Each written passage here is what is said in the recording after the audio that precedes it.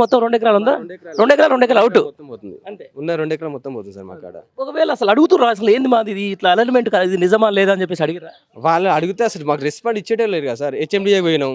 HMDA పోతే వాళ్ళు ఏమంటారు మా పరిధి కాదు మేము తెలియదు అన్నట్టు జస్ట్ వినతి పత్రాలు తీసుకున్నారు. దాంట్లో ఎందుకు ఉంటుంది మరి? అదే సార్ అది అడిగితే జస్ట్ వినతి పత్రాలు తీసుకున్నారు, పక్క పంపించాడు.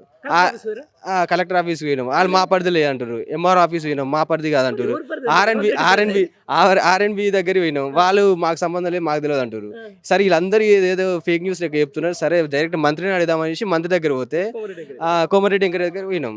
ఆయన ఎక్కడో రాయగిరి దగ్గర పెట్టింది ఇప్పటిదాకా అల్తలే పోతలేదు. ఇక్కడ చౌటుపల్లికి వచ్చరికి ఇంకేంటి పడుతుంది, నువ్వు ఉంటావు నేను ఉంటావు నా తరం ఉంటుందో చూస్తా ఇక్కడ తెలియదు అలాంటివి ఉంది. మీరు ఎందుకు వచ్చి ఇట్లా టెన్షన్ పడుతున్నారు? ఏదైనా ఉన్నా నేనే కదా చేసేది, మీకే నష్టం కాకుండా చూసపో అన్నట్టు ఆయన మాట్లాడుతుంది. అంతే అంతే.